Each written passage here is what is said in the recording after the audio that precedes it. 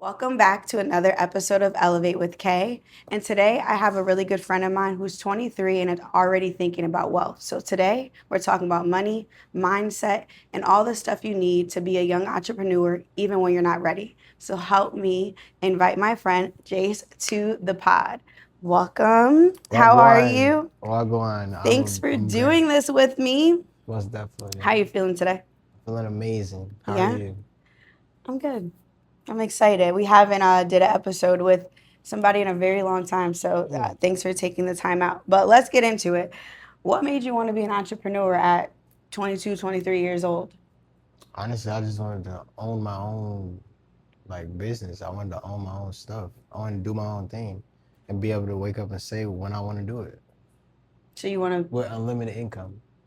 So when you think of entrepreneurship, you think of it as something that is like, I just want to be my own everything. Like I want to do my own everything. I want to. Yeah, but with a team, because you need people. You have to Mm-hmm, have people. You got to know how to work with people. But I think being an entrepreneur is a part of leadership too, though. mm-hmm. Leadership. I agree. Um, I believe my journey in entrepreneurship has taught me that I can get so much further when I have people around me. Yeah. Um, I Facts. I don't even think I've openly said this, but I have like really bad dyslexia, and I've realized that with having that, my strengths are very limited. But sharpening my skills as a leader has really transformed my business. So I think that's really good. So help me understand, what do you think that your mindset with money is different from your peers? Because being 22, 23, you can hang around people who don't really have their head on right, or they're just not necessarily thinking probably the way you are. So do you find that's conflicting? Do you find that you've been able to curate an environment where people think like you? Like, what are your struggles with being young and kind of being essentially different? Struggles, struggles. Honestly, I think we've all been those people that spend money mindlessly, don't care what we're spending it on and why, and move with intention starting off. Yeah. I definitely was like that, but I never was just ignorant with it. Like, I wasn't always the type to be comfortable spending money knowing that it's not no money coming in Yeah. or it's not no money replenishing the money that I was spending. Yeah. So honestly, a lot of times when I would have those people around me that just wanted to do random stuff or even loaf a lot and spend money on nothing and then not end up with anything or it's not getting no type of ROI on anything, Hmm. I would just remove myself or I would keep my money to myself. Yeah. And then when it came to those times where I was learning how to get out of spending money or eating out all the time, Hmm. just throwing money away for no reason, I just had to look at what I wanted. Yeah. And if because I didn't know why I wanted what I wanted, Hmm. the how was it didn't matter. Like it was just like, all right, I'm just gonna throw everything away. Yeah. And then when I figured that out and I reflected on my why and sat down with it, now the how don't really matter. I Yeah. just know what I gotta do. Yeah. That's good. Do you feel like your mindset around money, and probably different than your friends, has isolated you a little bit? For sure. Yeah. I think all perceptions that are opposing the societal or even masses moves you away from everybody. But Hmm. that's good. That's like the best type of solitude. It creates a curated environment, like you say, Yeah. that just helps you build on whatever you have in your mind because nobody's going to see the dream that you see. And if you believe, then you will be believed eventually. Yeah. That's valid. Nobody sees the dream that's in your mind. In Hmm. my own journey, we got like 10 years between each other, right? And when I was 22, 23, I believe that was like the turning point of realize I'm a little different than y'all, but I don't know how to articulate that yet. And I don't know how to remove myself from my environment, so to say. I had a hard time figuring out what it looked like to be young and dumb, but smart with money. Like, Yeah, like yeah. that. Um, so that's interesting that you say that. I don't know if I was totally acceptance of the loneliness thing in the beginning, but as I've continued my career and continue working through my journey, I think I'm really cool with being alone. Like I Yeah. thrive in being alone. Yeah. Um, It's a new sense of peace. I think for yeah, me specifically too, in that aspect of being alone or just isolated, what people think is, it's way more comfortable than the ideology behind it, because most people confuse loneliness with isolation, or being in solitude with isolation or loneliness, but a lot of that's separate from each other, and yeah, it's different like levels or phases of that you go through when you like really just become separate from everyone else. yeah, But it's comfortable because it's a path only you can take yourself. yeah, yeah. And I think it allows me to stay focused. Exactly. My day to day is not a lot of noise, but there's not a lot of people in it. So it's easy to get distracted when there's a lot of people's opinion on your life. But when you minimize the people in it, then it's less distracting, you know? And if I know anything about being an entrepreneur, I know that solitude and like real evaluation is necessary. It's really hard to do that when you got a bunch of noise around you. So my favorite topic is to talk about money, as you know. You've sat in my house a couple times about this, so we're gonna talk about money. Tell me, have you thought about your plan with this whole entrepreneur journey? You haven't told us what you're trying to do, what you're after. Have you built a plan around this at all? I've definitely like curated a few things, and I'm still working like specifically every day just to create new ways of checking things off and making sure I'm getting closer to each step, or like new plateau of where I want things to be or how I want to see things and what direction I'm moving in. But as far as like a specific plan, I definitely want to be extremely successful in film and, digital media communication, and like pushing like art and expression for real, and giving everybody the like light, inspiration, and freedom to come together and collaborate to do that. But also learning finances, learning how to be a financial doctor or broker of instance, but more so an investor. So I'm making Mhm. money work for me in the same aspect of just helping people or creating different like tools and avenues for people to go through so they can get in a better position for themselves based off of the same type of like resonance or alignments that, all of us kind of have just in the creative field, in the working aspect, in the money aspect, those Mhm. things. Yeah. Um, I think my biggest gripe with you all the time is you want to do everything. You want to be in finances, you want to be in film. Every day I see you is something new. Yeah, And yeah. my biggest fight with you is why are you trying to do everything? And do you feel like trying to do everything is stopping you from doing, essentially, you start doing nothing? Do you feel like you're in that phase? And why is it that you feel like the way to wealth is everything? You said, okay, let me Okay, rephrase. one question at a time. You Why can do you tell feel? it's like Because we've I'm trying these are like to, real kitchen yeah, conversations we yeah. brought on film. KT. Yeah, real Okay. auntie vibes, right? Yeah. But why do you want to do everything? Because you even said being an investor, being in film, being in this and being that. Why is it that you feel like all of those avenues are what's going to get you wealthy? Why not just do one thing?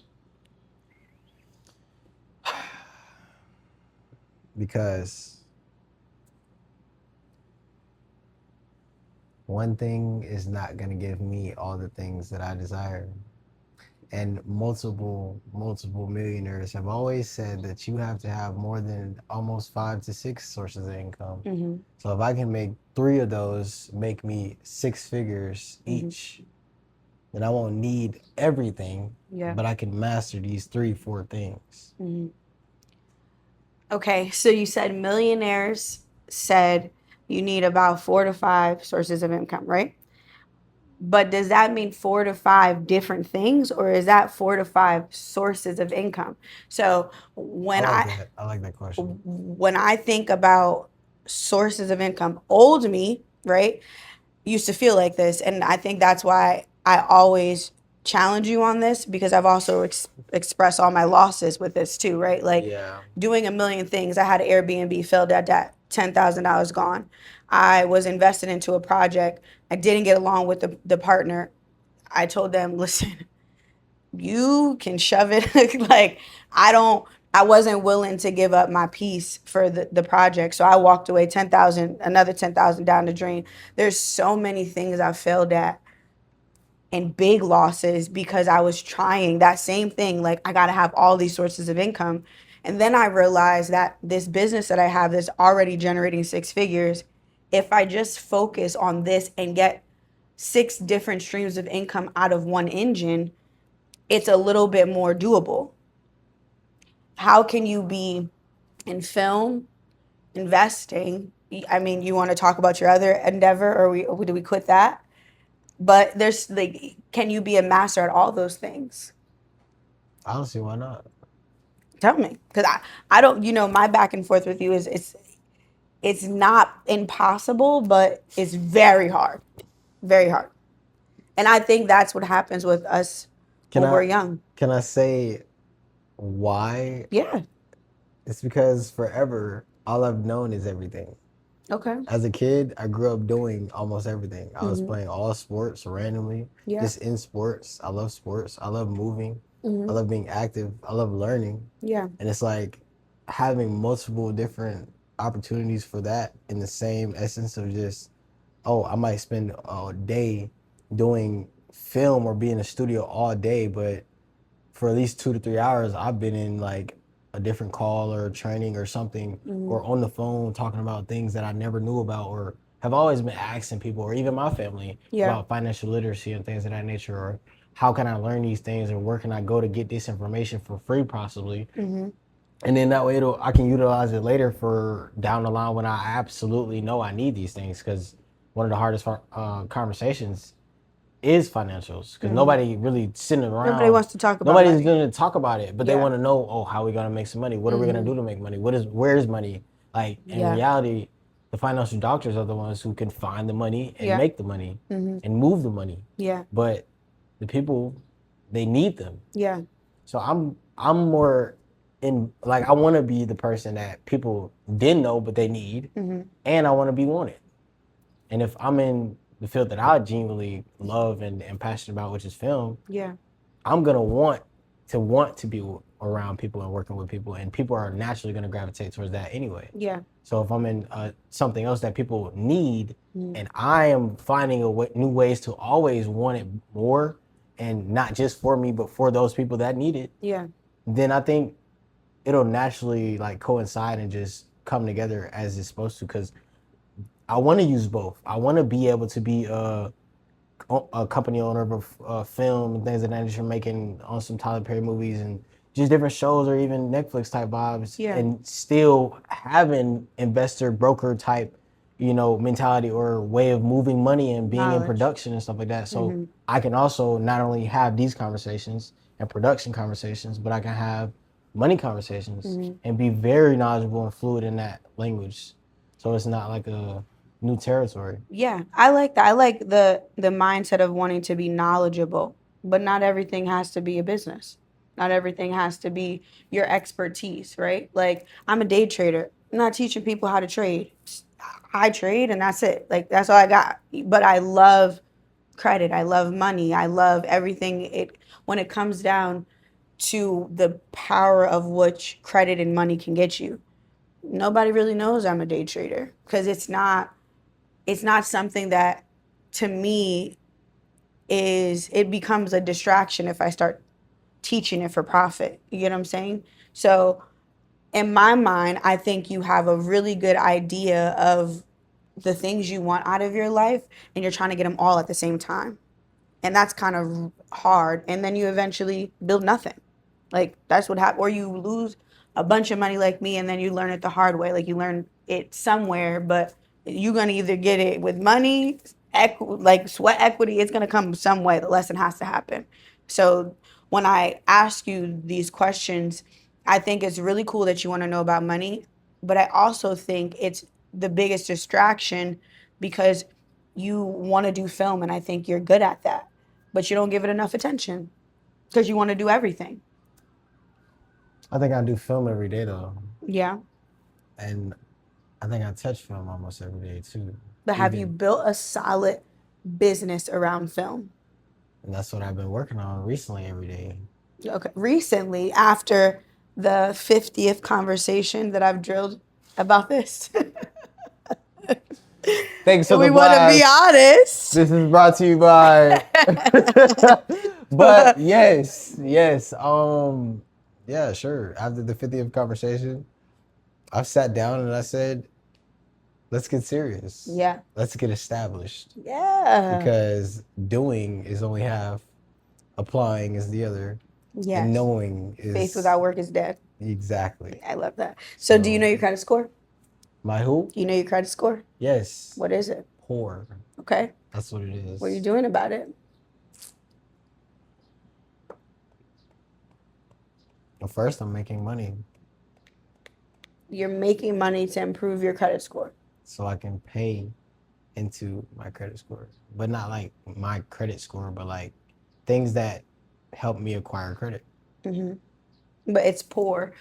When you say it's poor, like what? Low fives. Oh yeah, you didn't. I mean, if you want to tell us your credit score, Who cares? Okay, We got valid. everybody got a credit score. Yeah, that's valid. Shit. That's valid. Okay, so when I hear low fives, that sounds maybe. Correct me if I'm wrong. Poor decisions, lack of financial Well- literacy. So you want a backstory?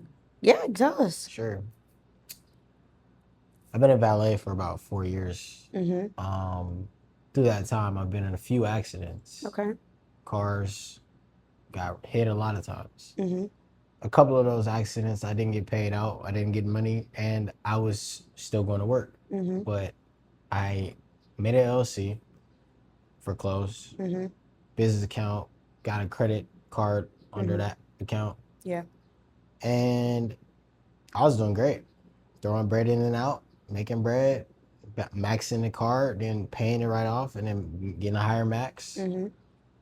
And right around that time, since my car was out, all I could do was use the card to buy Ubers. So Mhm. I wouldn't be out of pocket for all the Uber money, Yeah. knowing that I needed transportation Mm-hmm. and to make the bread. Yeah. So for a while, it was like that until I had finally got another B and just kept moving around, started paying back into it. And then after a while, got into another accident. Yeah. So you can't drive. Safe to say that? Definitely not. I'm a professional driver, but So it's not you. not at all. Okay. And I can show you like those aren't those aren't Jesus Christ.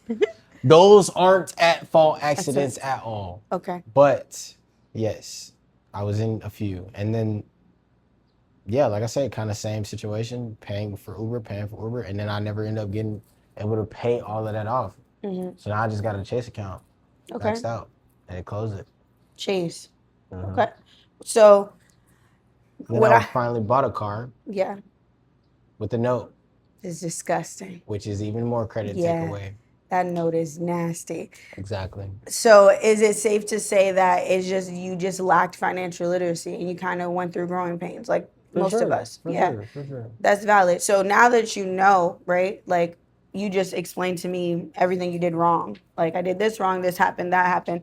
Now in present time, what are you doing to be better? Are you I mean, I fix credit for I mean, a living. hey, you know, I would love your services if we could definitely sit down and do that Yeah. on and off camera. It don't matter. Yeah. I would need that. You know, the biggest thing for me, because I'm all about like sharing and telling, you know that. Like I will try to guide you the best way I can.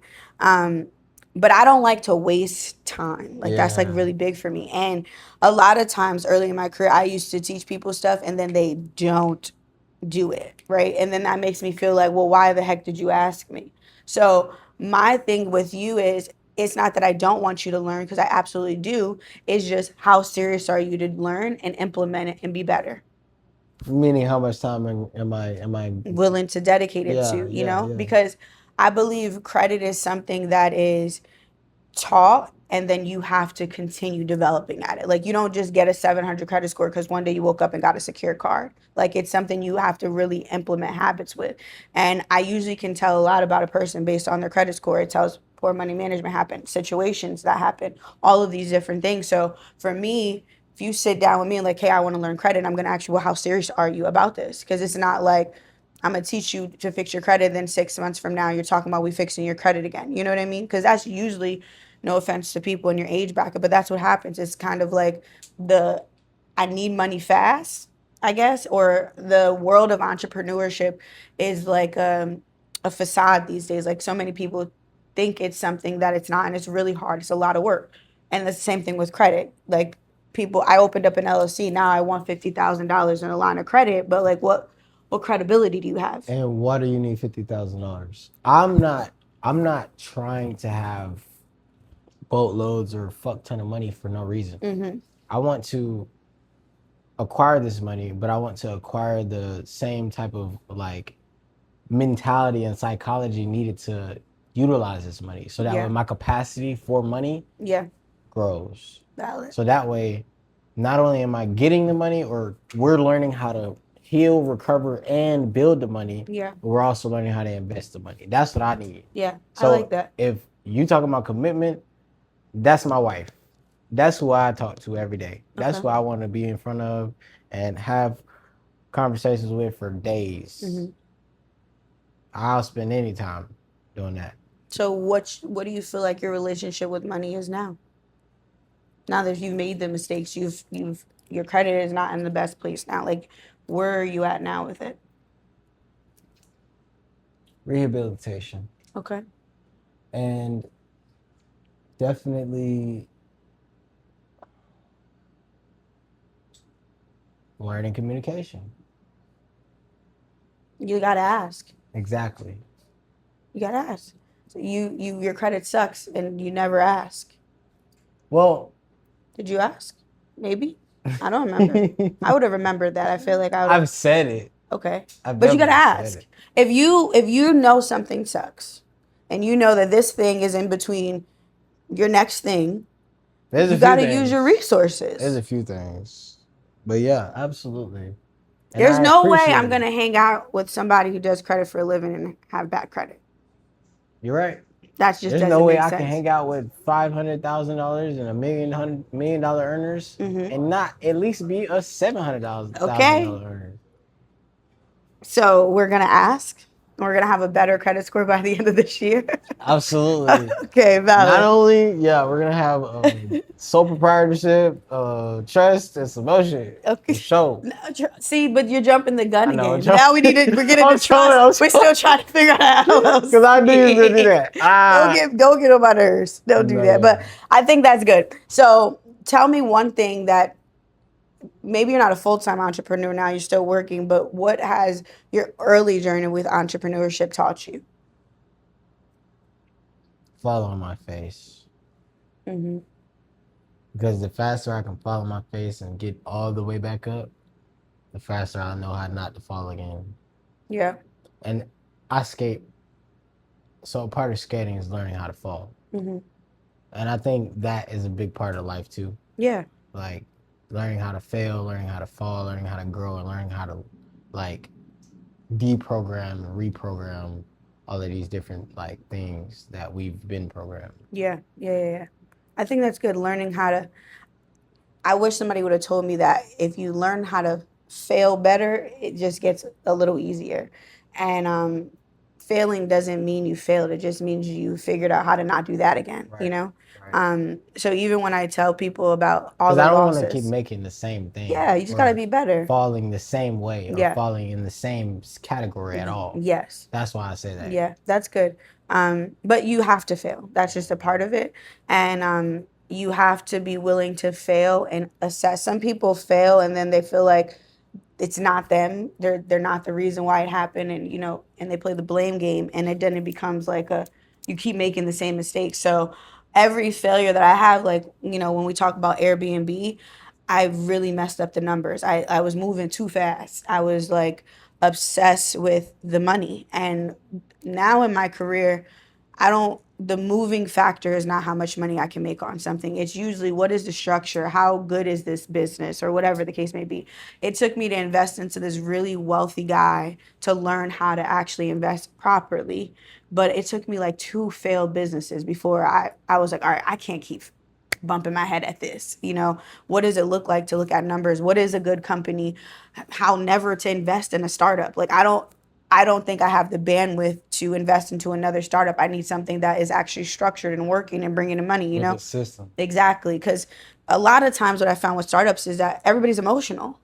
Like and I like that too. I forgot to like touch on that because for me, I've I don't know how or what it is or like maybe it's like a blessing or something, but I've always had a good way of like doing well at detaching or disassociating my emotions entirely yeah, from like money. And I've had hard times sometimes yeah, like disassociating from fast money yeah. because fast money feels super good Until and it until doesn't. it fast no And more. it's and Yeah. then it's like it's gone just like that. Yeah. I don't think it's like essentially our responsibility to take control of the lack thereof of our family if they don't want to take control of it themselves. That's like really all I'm saying when it comes down to generational wealth. I think we as Black people sometimes put the weight of our family on our back, and like that's OD. Like I don't think it's fair, and I also think it creates this pressure when trying to create generational wealth, and then it never actually becomes generational wealth because we're kind of like making up for everybody's shortcomings. You know what I mean? So I think that's just because of the weight of the word generation Yeah, and then the weight of the word wealth. It's like yeah, when you try to take on this title of king, you forget that your village has to be there along the way yeah. too. Like we can't have a bunch of people lazy, no work ethic people, and that's why I think I just don't really like feel that pressure anymore. I feel like generational wealth is gonna it's gonna happen for those of which come after me. I'm no longer like trying to like Do what do what was before, before me. Like yeah. I teach my mom a lot, like a lot, and I'm so grateful for it. And her journey with life, but I don't feel the sense or responsibility. I think she learns a lot from me because she asks us a lot of questions and she truly wants to learn it. It's not like I'm calling her like you need to know this and you need to know that. It's more so like she wants to buy a car, so she's gonna call me like, can you come with me and teach me how to do this right? So I think that really helps with the That sounds pressure. fun. Yeah, I mean, fun, no, because it's kind of hard teaching your mom. You know? Yeah, I'm just saying the aspect of like relearning Yeah, while being in a new experience of teaching with somebody you've been close to your whole life. yeah, and I think with us, our story with my mom is so interesting because she was incarcerated and when she got out it was like she was starting over, and in her starting over I was learning, so I was able to like teach as I was going through, like, all right, ma, I know we used to do it this way, but that's not it no more. I know we used to go buy cars like this, but we don't do that anymore. And I was able to teach her about what it's like to go to a dealership and only get one inquiry opposed to feeling like the dealership is the only place where you could get approved, or things of that nature, helping her get. I remember when she got her Amex card, a $20,000 limit. Like we don't come from that, so those things are fun, but it's also challenging because you're trying to teach somebody who's 60 a new way of doing things, and sometimes that's a little challenging in itself. But we're going to do some rapid fire. All right, so I'm going to ask you a couple questions and you let me know the answer or what you believe to be the answer. um, are you a saver or are you a spender?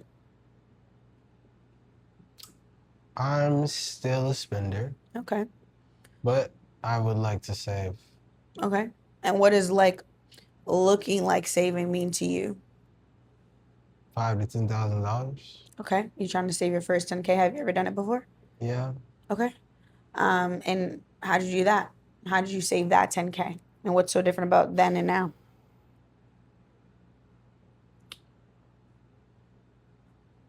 it was a different time and a different like consistency of money fluctuation Mm-hmm.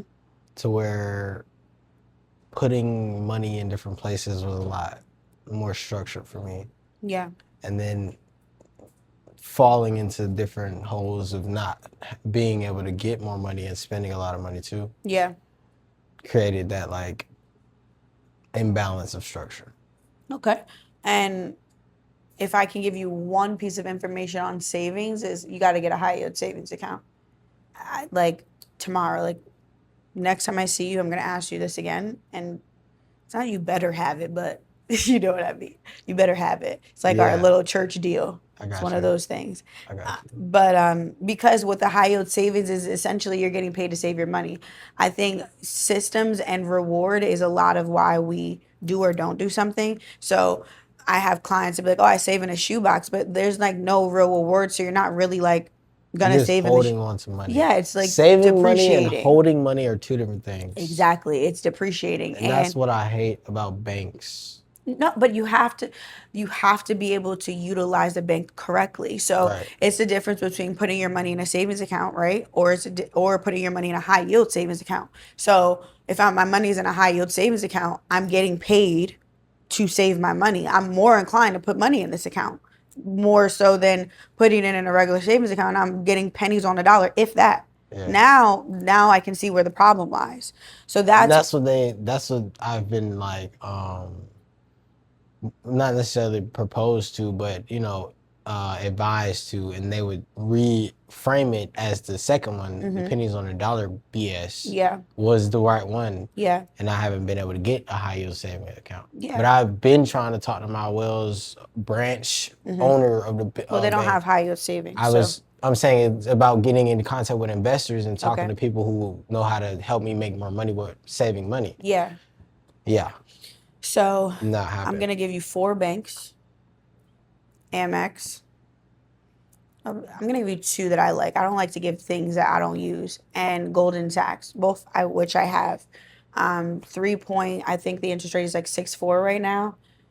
That's way better than pennies on a dollar. You know.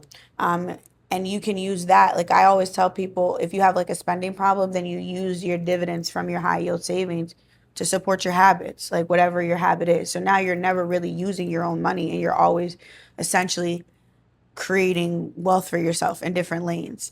Um, and then another way of savings is essentially, I know you're not, I don't want to say you're young, but I never thought about retiring until like maybe 30. But I wish I thought about it like at your age. And you could put your money into a Roth too, and that grows about 4% too. And you don't do nothing. You just put your money somewhere. So those is what I look at, like generational wealth, life insurance policies. You know how I feel about that. But to me, those things are smart. You don't have to be a better saver. You just have to put your money in right places so it could grow.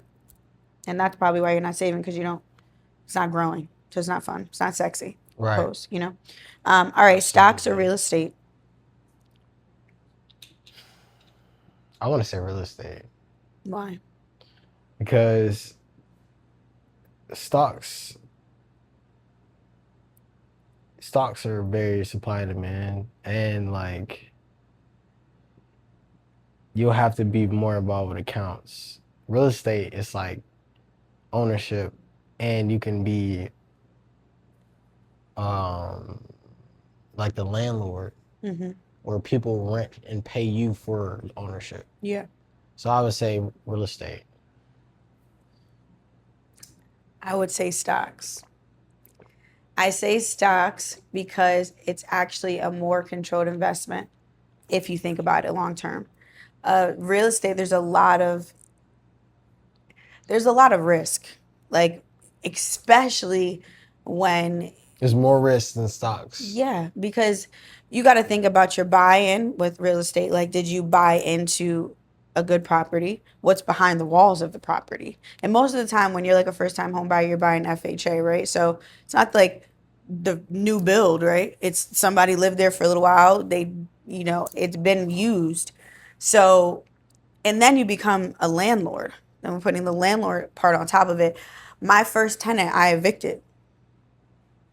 So there's no cash flow. Now it's back on me, right? Uh, I bought the house. There was a $14,000 electrical problem that I couldn't see until I pulled back the walls. Mm. So I'm not saying it's So not I a would say smart. stock. I would say stock because I like more controlled environments. Yeah, because if you you could be the S&P has a 5% chance of losing. Like so you have like you are gonna 5%. So that's a 95% chance that over time this is gonna make you money. That's way more controlled than real estate. But I think real estate is cool too. I've made the biggest check of my life with real estate, but it was the hardest lesson I learned.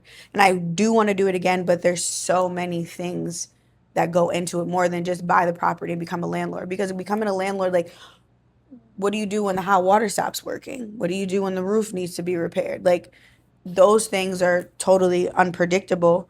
And not even some, most don't prepare for those things. They kind of have the mindset, I'm going to go buy this house, kind of like I did, right? Bought the house, used all my money, and now I don't got no money when the hot water heater is broken and this tenant sucks. Now I got to kick this person out, and then the person upstairs has a dog that's now eating up. Like, it's just like stuff you don't ever predict. So I say stocks, but don't change your mind because I said that. No, I thought too hard about the question, Yeah. and I feel like I've wanted to do real estate, and we've had the conversation about Yeah. real estate a lot of different times. Yeah. And I dread. It's Dread. hard. Yeah, I dread that. And like I said before, I do like to sit in my own space. Yeah. And be able to make money too. Yeah. And that's stocks. Long term is a lot safer than day trading. Let me just say that. But I think both are necessary at in their own right. Like, so Especially for growth. yeah. And I think real estate is definitely like I call it like the old man plan. Like, you buy some real estate, you understand equity. I don't think we understand that. And even me, I'm still learning in that as well. But I did see that when I bought property, I improved it and I sold it, making 100K off of like a iffy decision. I'm like, okay, if I get this right, then I'm gonna be good. But so I think real estate is like a long game. I think a lot of people look at it as like a short term thing, and I just don't believe it's that kind of vehicle or stocks. I think when you think about wealth, you got to play the long game, and that social media has us a little messed up and thinking wealth is like this instant thing. But like, there's a reason why the saying is old money. Like, it's a long game. So that's my feeling about that. 9 to 5 or build a business. Build a business. Why? Because it kind of goes back to my reason, my why. I want unlimited income Mm-hmm. and ultimate control of my time. Yeah. If you said 9 to 5. Mm-hmm. No, I'm not saying I wouldn't work a job. Yeah. Of course, I would work a job and run a business, or practice and try to do that in the same essence. Yeah. But ultimately, I want a business. Yeah. Do you ever think about when you're at your 9 to 5, the tools you can take from that 9 to 5 and bring in your business? Definitely. Yeah. I look at my, experience as a supervisor. I look at my experience as an employee. I look at my experience as just a teammate and a recruit from time to time. Yeah. And take that into account for how I can apply to different places and being in collaborative spaces, or even working with different people and teams too. Yeah. My 9 to 5 was like the best mentor. I think you learn a lot being an employee in a business. And if you ask the right questions, your employer might be a really good resource. Like, I remember my merchant account. For those you don't know what a merchant account is like how you accept payments. I was being charged so much money and I didn't know, and I couldn't understand why I wasn't turning over a profit. And the very person I wrote a 4-page email to, which was my boss cursing her out about something, was the same person I had to go to that taught me about what it was like to understand percentages in merchant accounts. So like, you gotta be careful who you might curse out in the email. But I think she respected me because I'm always going to challenge something because I need to know. Like, you're not gonna just say something and me not ask questions. And that 4-page email, I actually won the argument. I think that's why she gave me that nugget. But it was she's given me so much game over the course of my career. And indirectly, just understanding how employees work in small things like an employee handbook. It seems so stupid at work, but then when you have your own company, like you need that, Yeah, like an now I know. SOP. Yeah, like Yeah. okay, this is why because you want to make sure your business is running without you. So if you don't have an SOP, a standard operation and procedure, then how does the thing survive without you? So I think more people need to pay attention to their job because there's like a lot of hidden gems in there if you actually look at structure. There's a reason why McDonald's is And doing so that's well. and that's a lot of what I took from being a supervisor because from my step from an employee to like, all right, now I run this team or I have Hmm. to report what this team does Yeah, and curate a way for them to be more effective in this system. yeah, That kind of pushed me to be more of a, growing out of myself, more yeah, introverted hmm, and learning what it means to be like a servant leadership. yeah, yeah. That's So good. I'm in the season of being a better leader.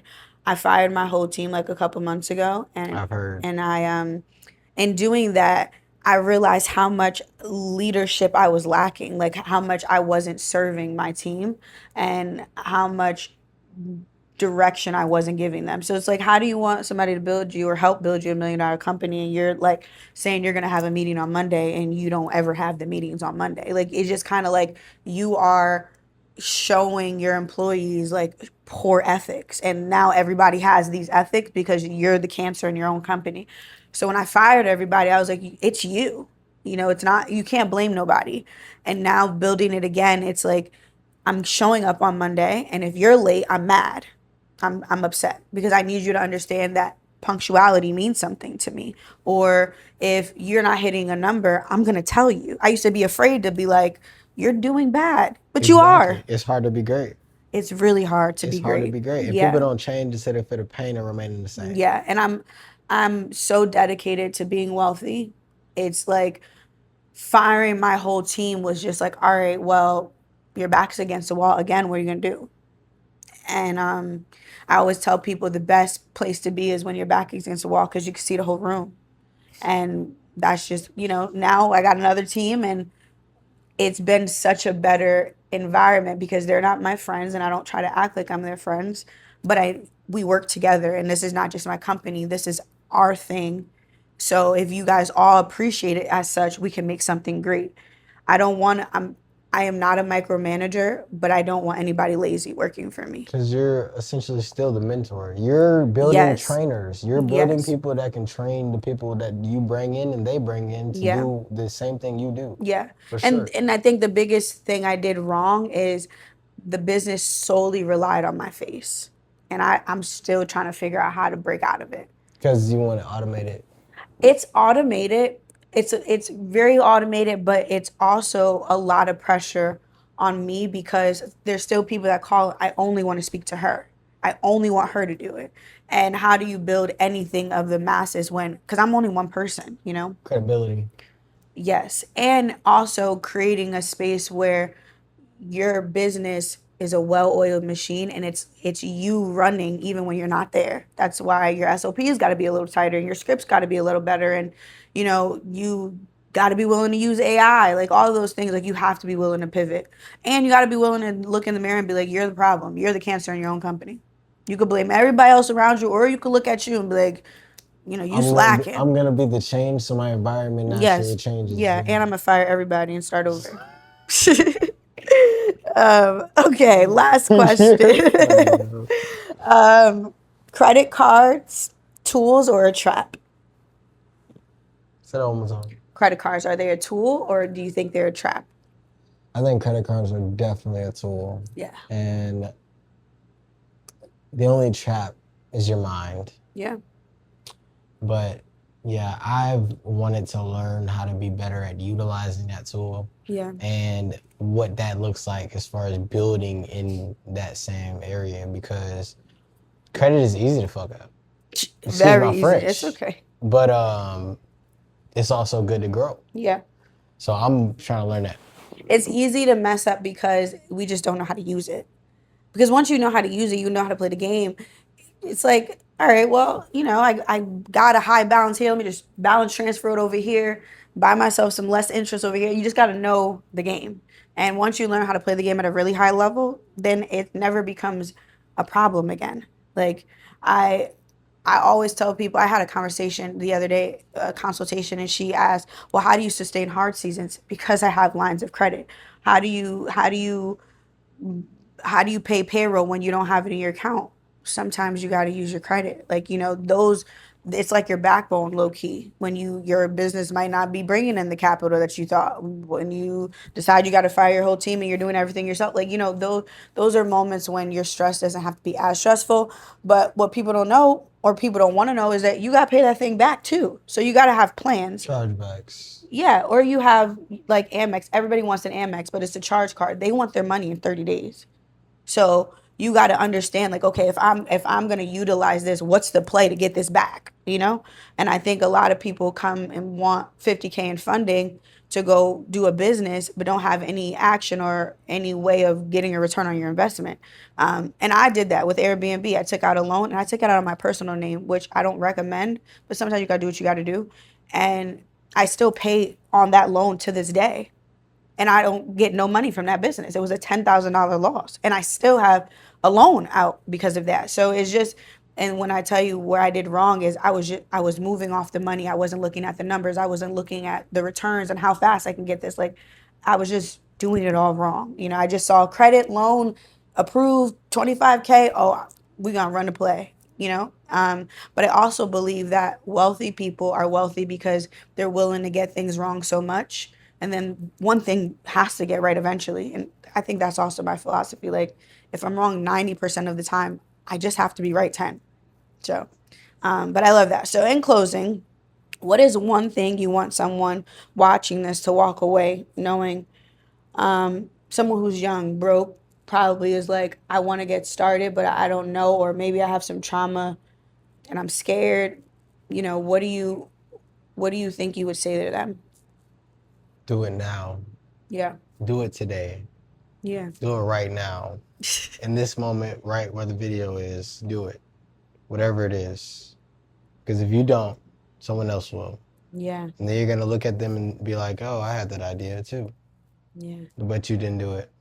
But you didn't do it. So focus on output, not consumption.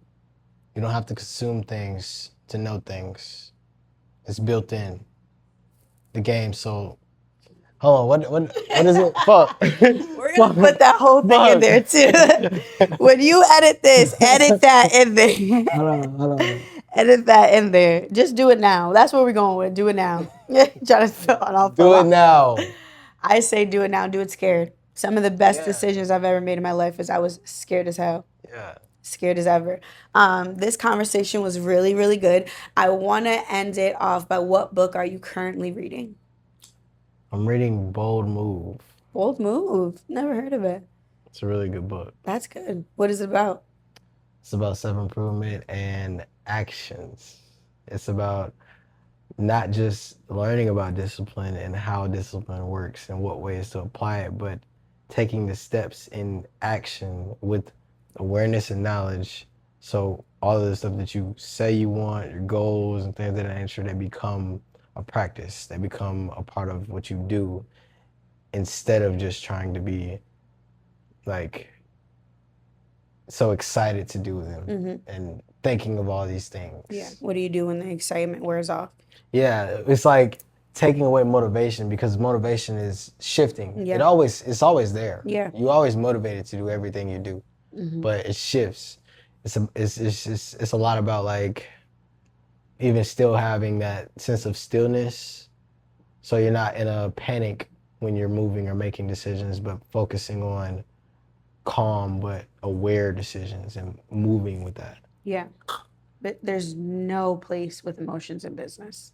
There's no place what? With emotions in business. Yeah, no.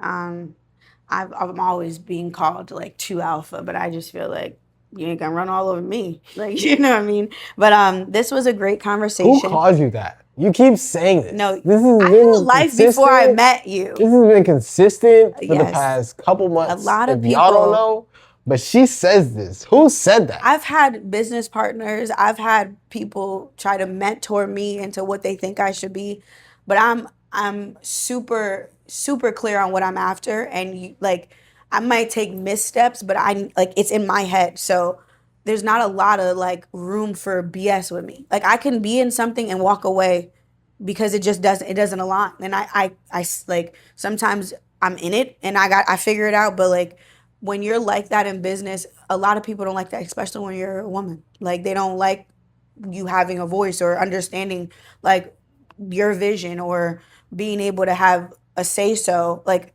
times I've been in meetings and it's like, well, you don't say nothing.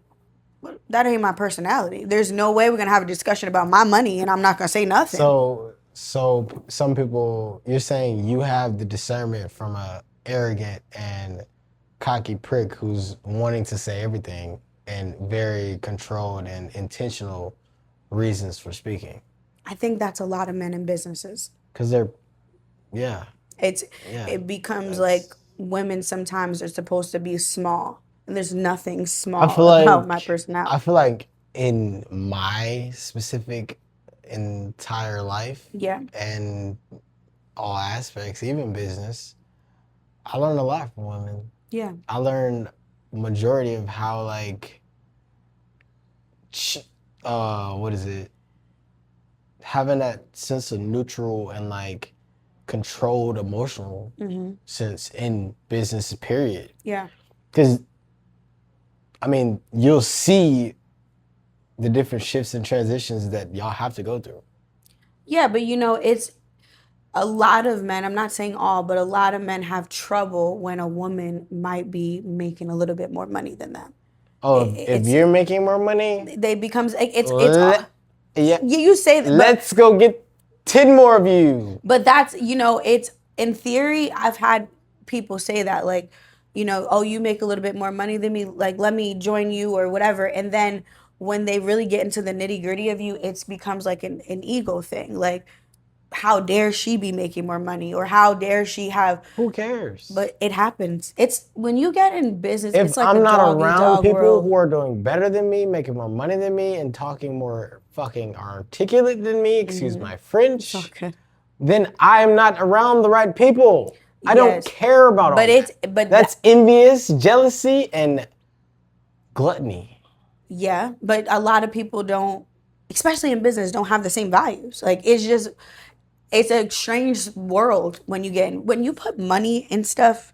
It's really interesting. People start showing different type of sides of them, and it becomes challenging. But you're also, unfortunately not a woman. So I think you're just kind of never gonna see this side of it because you're never gonna have to go through it. It's just what it is. But yeah, I don't say that to like a badge of honor, like, oh, I'm too alpha, but I do take pride in like you're not gonna talk over my head and you're not gonna just say anything to me. And I take pride in educating myself. If I don't know something, I'm gonna go figure it out and I'm gonna go learn, I'm gonna go read.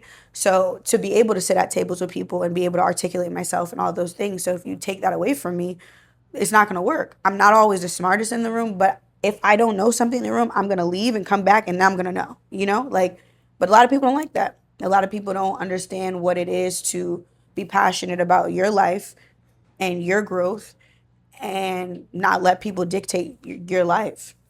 So that's probably why I would never in this season have a business partner, because I don't have time for the ego. Like I don't have the energy for it.